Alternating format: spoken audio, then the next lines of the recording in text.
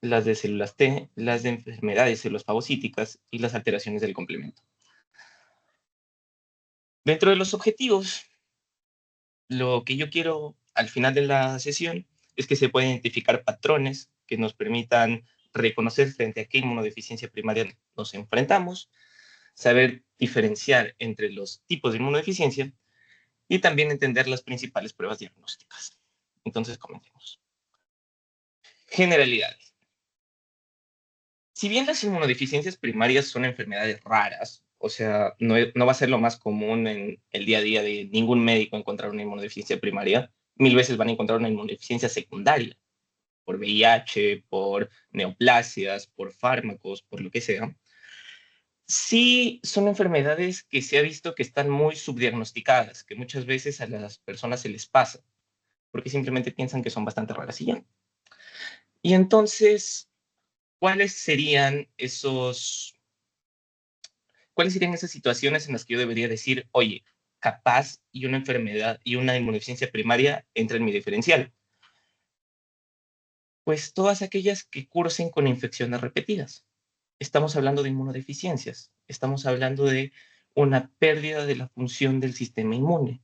Entonces, si yo tengo personas con infecciones recurrentes, con infecciones por organismos extraños, que no responden bien al tratamiento, como estos casos son genéticos, la inmensa mayoría de pacientes van a ser pediátricos, que no llegan a sus tasas de crecimiento.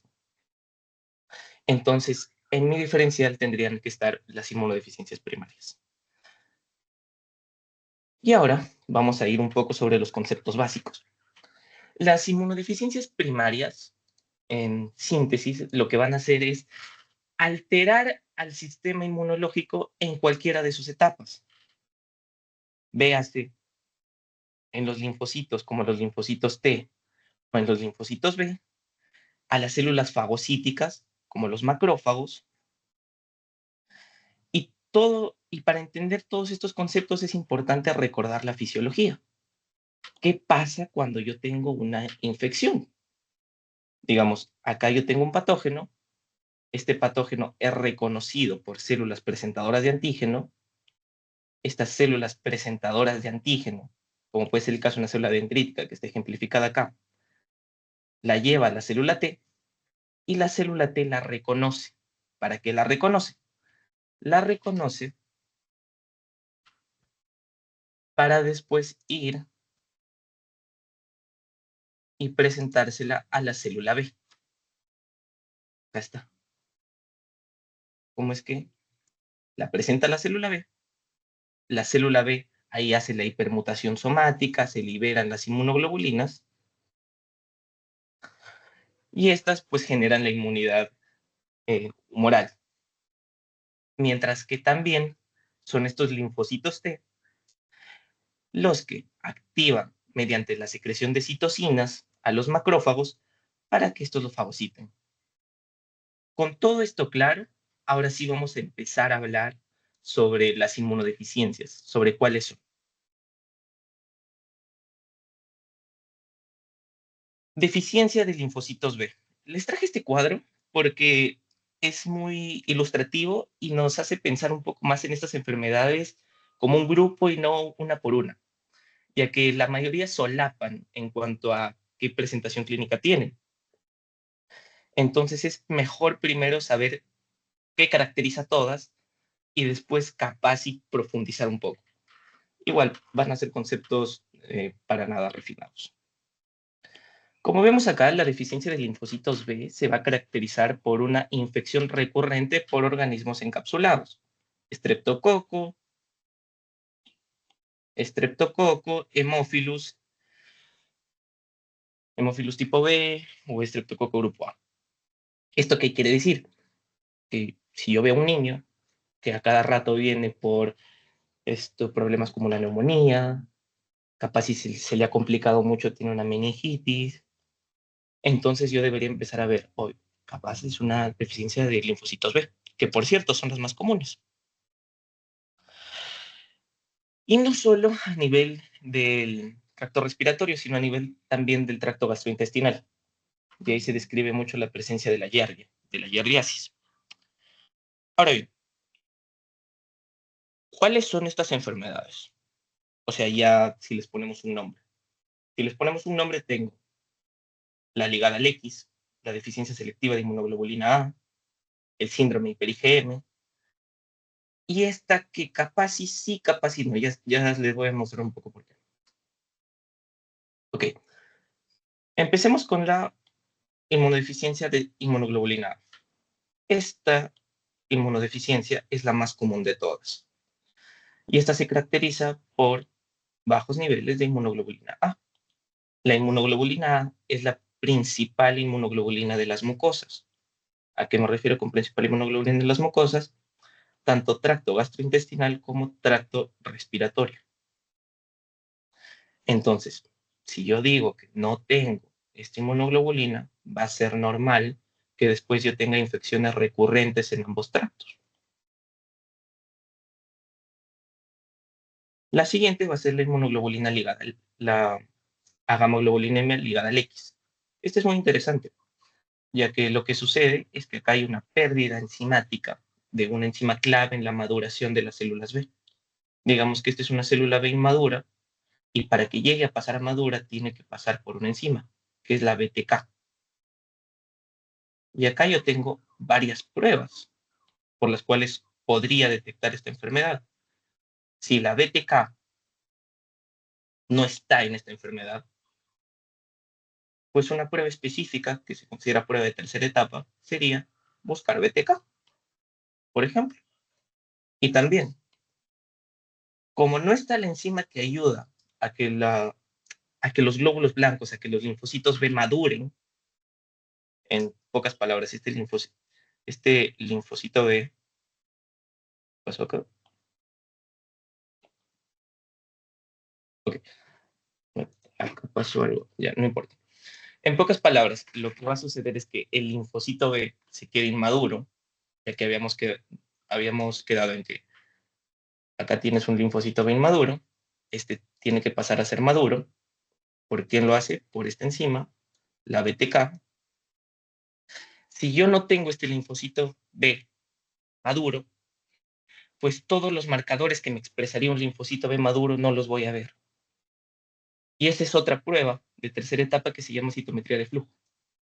¿Qué es la citometría de flujo? Básicamente yo estoy buscando marcadores específicos que se encuentran en ciertas células para ver si están o no están. ¿Y cuáles son los marcadores de los linfocitos B maduros? Sobre todo el CD19, CD20 y CD21. Entonces, si yo veo que estos están que estos están por el piso, puedo sospechar de una patología como esta, como la agamaglobulinemia ligada al X.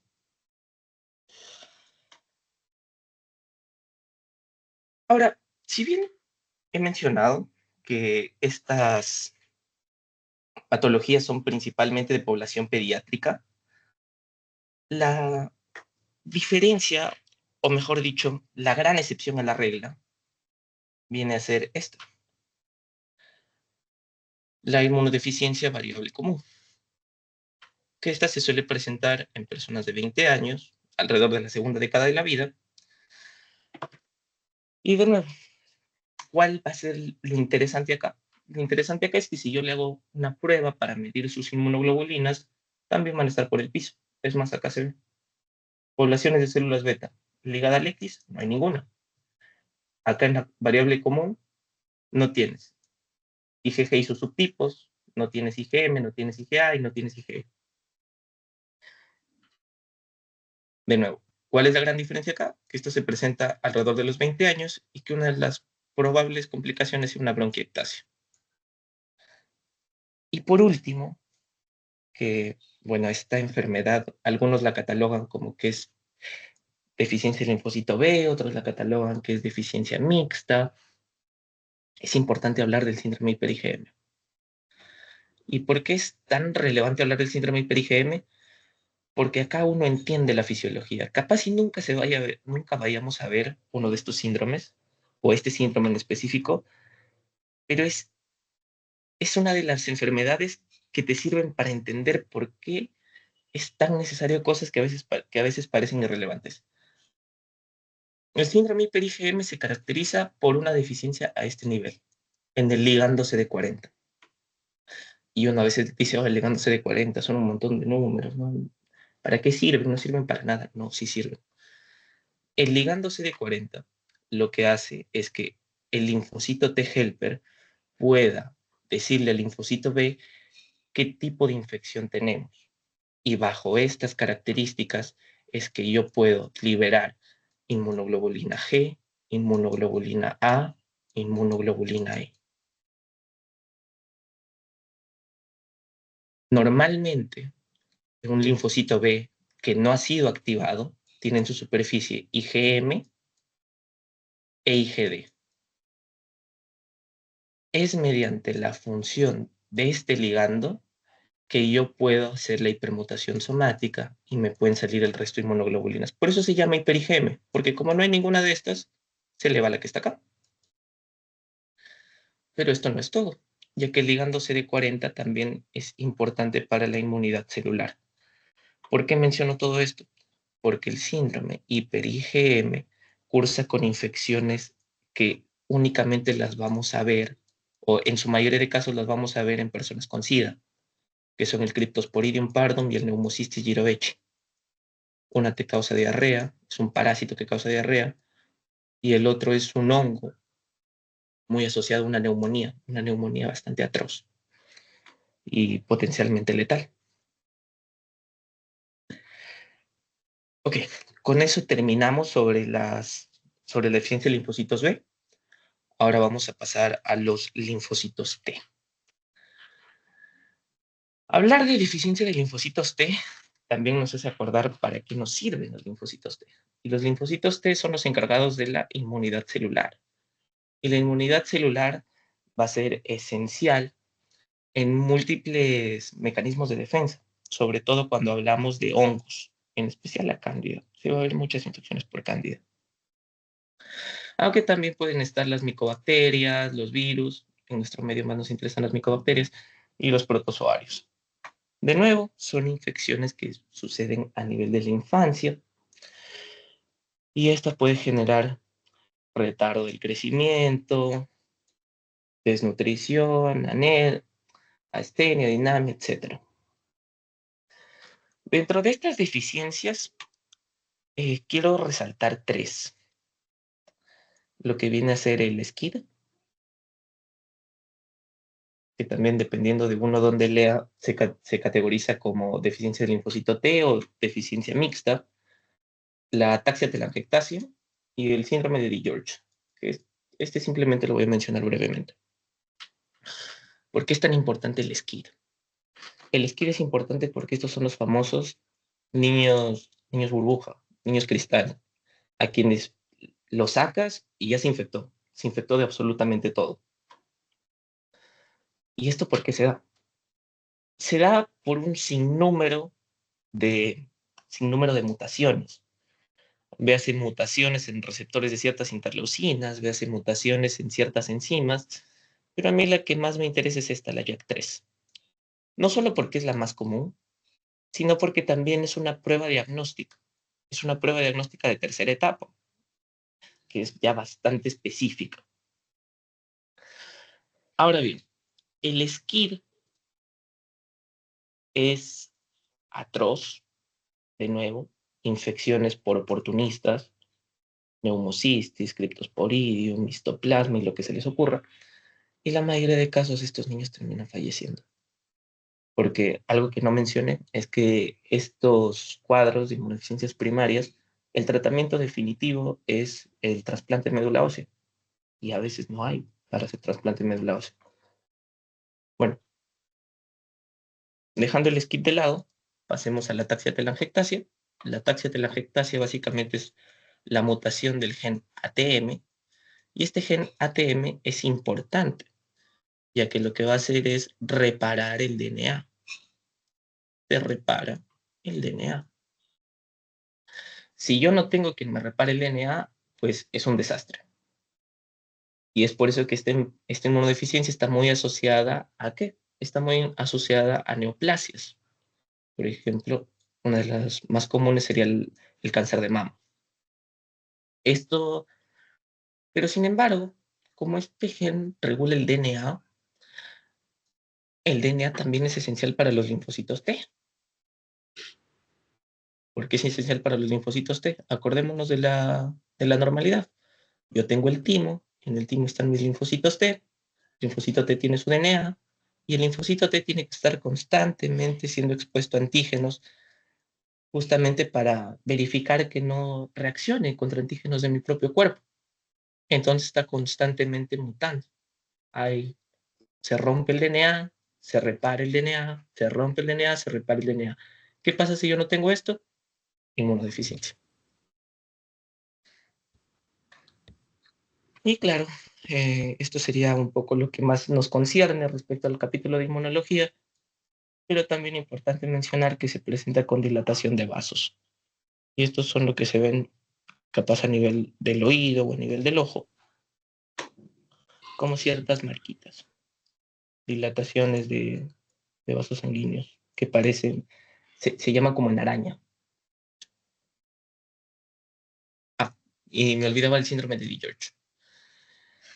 El síndrome de George, o la famosa de lesión del 22q11, es una afección en donde lo que se va a comprometer van a ser tanto el tercer como el cuarto arco faríngeo.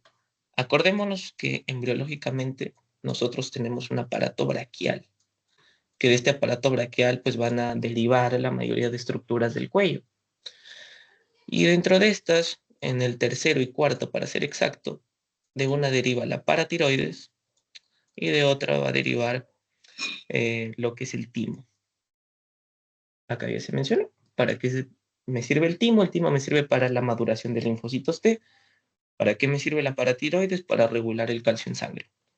Entonces, si yo tengo síndrome de George, ¿qué es lo que va a ocurrir? Bueno, pues que no hay timo. Y si no hay timo, no hay linfocito T. Y si no hay linfocito T, ya se imaginarán el desastre, ya que no hay quien se vaya al linfocito B, no hay quien active a las células fagocíticas, entonces el sistema inmune está comprometido a más no poder. No hay paratiroides. ¿Qué pasa si no hay paratiroides? No hay paratormona. ¿Qué pasa si no hay paratormona? No hay activación de osteoblastos. ¿Esto qué quiere decir? Un aumento de calcio en sangre, en síntesis. Y claro que como hay más estructuras, está relacionado con múltiples deformaciones a nivel del rostro. Eso es todo por deficiencia de linfocitos T. Vamos a defectos de neutrófilos. O bueno, acá mejor dicho era... Sí, defectos de neutrófilos. De nuevo, ¿qué nos va a caracterizar un defecto de neutrófilos? Lo que se dice acá. Pobre recuperación frente a heridas, separación retardada del cordón umbilical, probables infecciones tanto de hueso como de articulación, infecciones pulmonares, abscesos, etcétera, ¿no? A ver, dentro de los defectos por neutrófilos hay que entenderlo así, y para esto me encanta este gráfico del Robbins. Cuando yo tengo una infección, digamos acá en lugar de estar esto, está un bicho, lo que yo quiero es que mi célula blanca o mis neutrófilos, mis macrófagos, salgan y lo destruyan. Ahora, ¿qué puede salir mal dentro de todo esto? Uno, puede salir mal el paso hacia afuera. Miren si acá es esta molécula que se llama la integrina. Esta integrina puede no haber. Entonces, esta célula nunca va a salir. Y como nunca va a salir, me va a generar dos cosas. Uno, que no llegue al sitio de infección. Y dos, que se me acumulen las células blancas en sangre y esto termina con una leucocitosis para arriba. Una leucocitosis bárbara. Esta es la famosa deficiencia de adhesión leucocitaria. Y la deficiencia de adhesión leucocitaria se caracteriza por el CD18, que también es una prueba diagnóstica. que esta prueba diagnóstica, bueno, igual que la que les mencioné en la agamaglobulinemia relacionada al X, tiene que ver con la citometría de flujo, el detectar proteínas específicas. Y ahora bien, leucocitosis elevada, infecciones a repetición. Como no llegan las células blanco a su destino, pues no va a haber todos los síntomas clásicos de una inflamación. No hay dolor, no hay ardor, no hay rubor, no hay tumor. Un datito diferencial clínico es que acá está relacionado mucho con onfalitis. ¿Qué es la onfalitis? Es la infección del cordón umbilical. Listo. Eso es por deficiencia de adición leucocitaria. Ahora pasemos a la fija que va a venir en el examen. O bueno, lo he visto en varios bancos.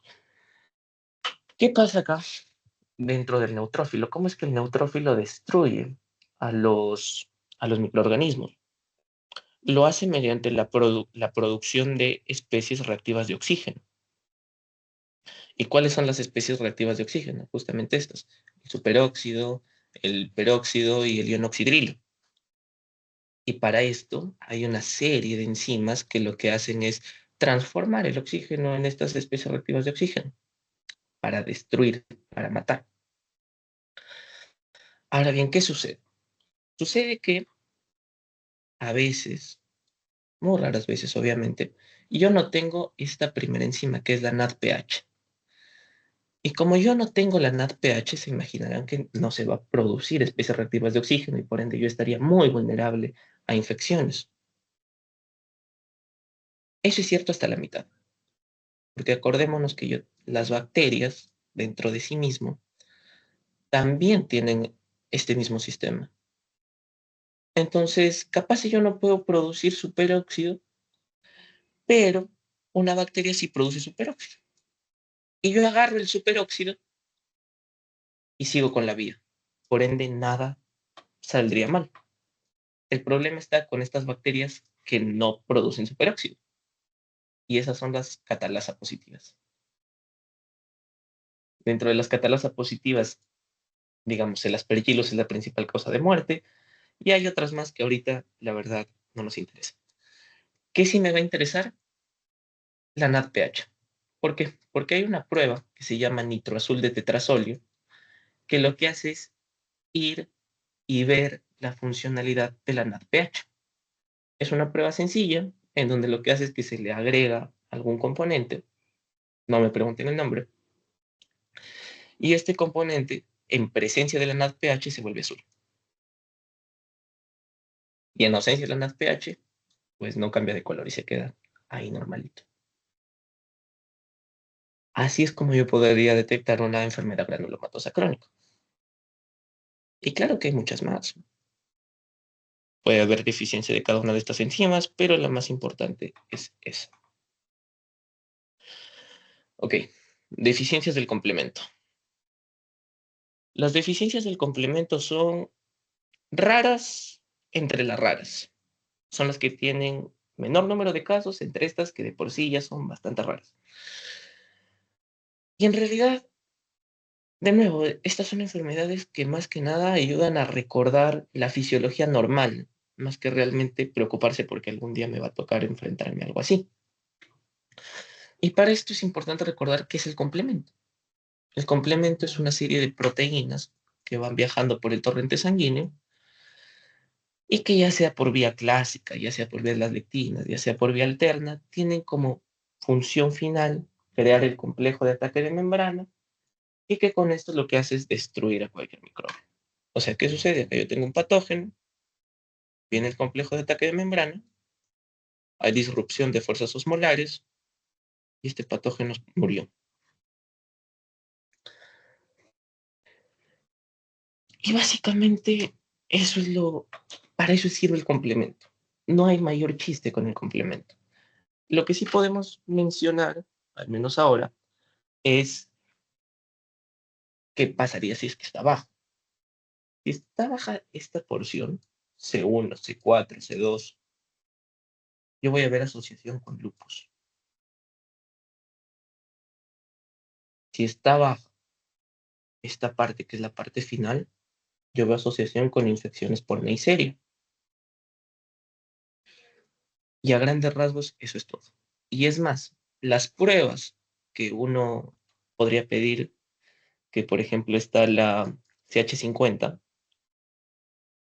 más que ver si tengo o no tengo un déficit del complemento, lo que hacen es evaluar la eficacia del tratamiento de lupus, ya que en el lupus el complemento está bastante activado. También hay, por ejemplo, hay otro biomarcador que es el CD59. El CD59 lo que hace es bloquea el complemento. Y yo lo puedo pedir, ya que hay una enfermedad en la que el CD59 no está, que es la hemoglobinuria paroxística nocturna, que por cierto también es una enfermedad rarísima. Entonces, digamos que lo importante sobre las deficiencias por complemento es eso. Si es de la vía inicial, de la parte inicial, lupus. Si es de la parte final, Neisseria. Si tiene que ver algo así con C3 o parecido, estreptococo neumonía. No hay mayor, no hay nada más que decir o nada más relevante. ¿Alguna pregunta, alguna duda o pasamos ya con los 3 casos para terminar?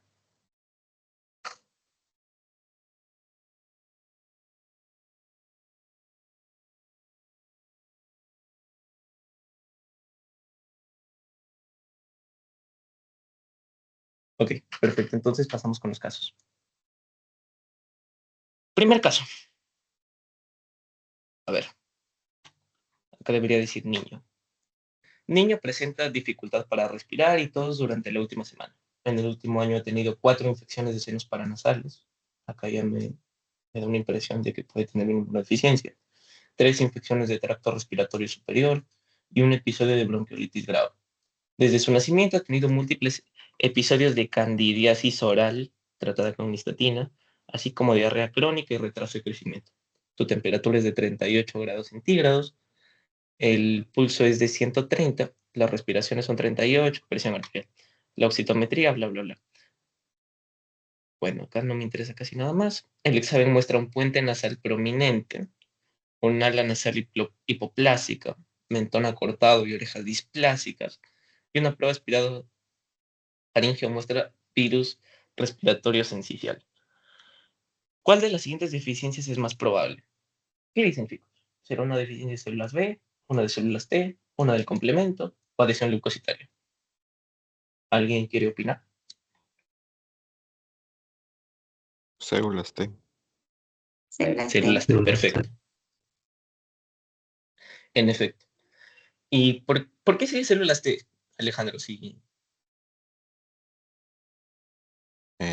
Sí, porque como bien mencionaste, es bastante característico de infecciones oportunistas, como es la cándida, muy bien. y también menciona lo que es la Y parte tiene viral, razón. ¿no? Donde están. La cándida es un oportunista.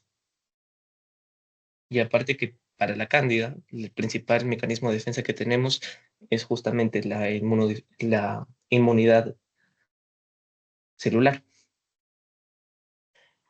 Ahora bien, si yo le quisiera poner apellido a esta inmunodeficiencia, alteraciones en, alteraciones en el rostro, alteraciones óseas en el Y rostro. George. Perfecto. Síndrome de George. Muy bien. Si fuese células B, solo hubiese tenido estos cuadros de infecciones respiratorias y capaz un poco gástricas, pero cándida sería rarísimo. Alteraciones del complemento, no veo nada que me sugiera ni lupus, ni infecciones por Neisseria, entonces descartado. Y adhesión leucocitaria, no me muestran abscesos fríos, no me hablan de que tengo elevación en la cantidad de leucocitos, leucostasis, entonces tampoco. Células T, y si hablamos de las células T de George. Chévere. A ver, siguiente. Niño de 4 meses es llevado al médico por sus padres debido a fiebre durante los últimos 3 días. También indican que ha estado menos activo y se ha negado a comer. El paciente ha tenido 2 episodios de otitis media bilateral. Este es uno de los 10 criterios que están como para sospechar de inmunodeficiencia primaria. Nació a término y tuvo dificultad respiratoria grave y sepsis poco después del nacimiento. Ah, pobrecito. Que fue tratada con antibióticos. La separación del cordón umbilical ocurrió en el día 33. Acá ya te están soplando todo. El paciente parece pálido, la temperatura es de 39 grados, el pulso es 195, su presión arterial está bien, presentil, el examen muestra un tiempo de llenado, bla, bla, bla. Y acá me dicen, leucocitos, los estudios de laboratorio muestran recuento leucocitario 38.700 por milímetro cúbico con 90% neutrófilos y plaquetario de 200.000. ¿Qué creen que ha pasado acá? ¿Alguien que quiera opinar?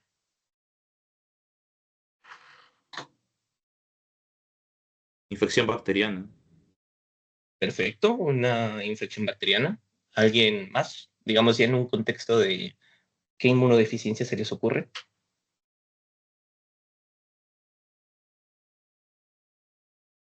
¿Algo más que les llame la atención aparte de las infecciones?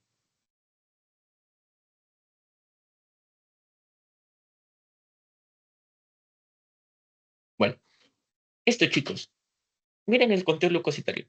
38.700. Está elevadísimo. Esto es lo mucho debería. El rango normal está entre 4.000 y 11.000. 38.700.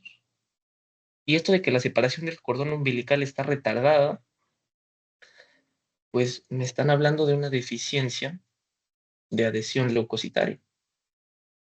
Y lo habíamos mencionado, ¿no? La deficiencia de adhesión leucocitaria, ¿por qué se caracteriza? Porque no se encuentra esta integrina, cuyo marcador es el CD18, y esta es una prueba diagnóstica. Y como no se encuentra esta integrina, los glóbulos blancos que deberían ir a combatir la infección se quedan acá. Se quedan en el vaso sanguíneo y eso eleva el conteo de leucocitos. ¿Ok?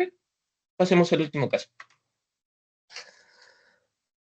Paciente presenta tos durante 3 días, fue tratado por otitis media hace 3 y 4 meses, también fue tratado por neumonía neumocóxica y meningitis por hemófilos influenza el mes pasado, nació a término el embarazo, el periodo neonatal no presentaron complicaciones, fue amamantado exclusivamente hasta los 6 meses de edad, tiene un tío materno que murió de infecciones, su pulso, bla, bla, bla. El examen muestra crepitaciones en la base del pulmón izquierdo, no tiene amígdalas palatinas, una radiografía muestra un infiltrado en el lóbulo pulmonar izquierdo, la citometría de flujo muestra ausencia de células B.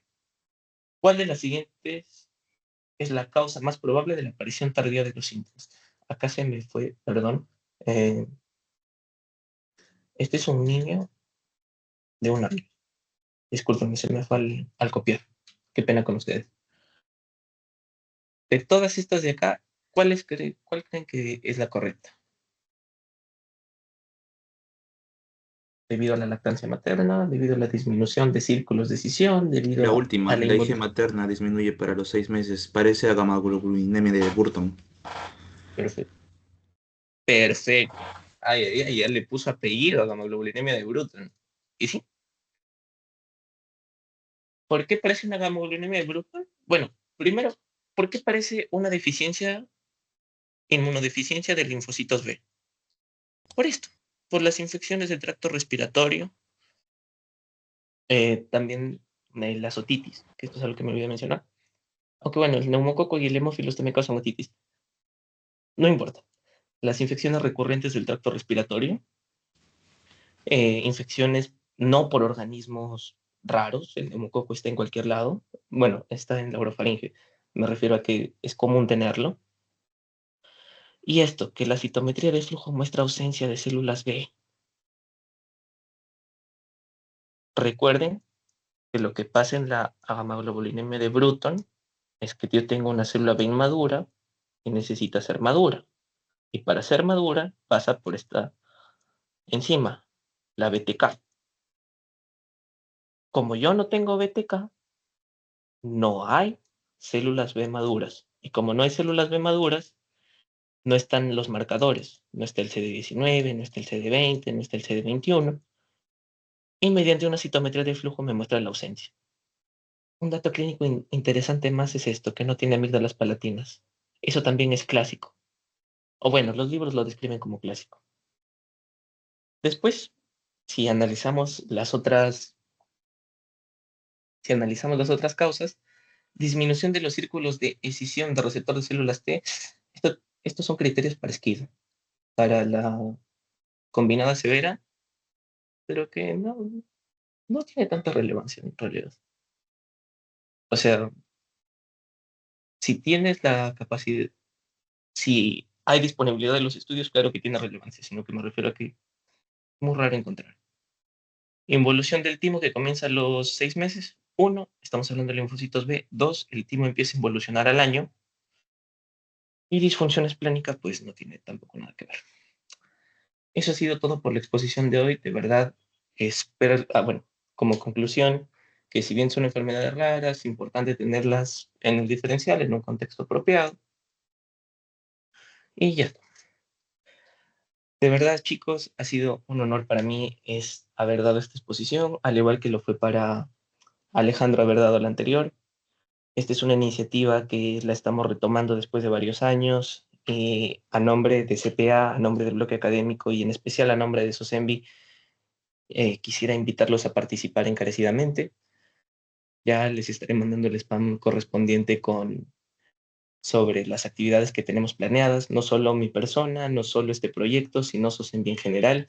Es una sociedad eh, en donde se nota la fraternidad, en donde todos estamos remando para un mismo lado, y la verdad que me haría mucha ilusión contar con ustedes. Sin nada más que agregar, buenas noches y nada, los espero el miércoles en el curso de KG.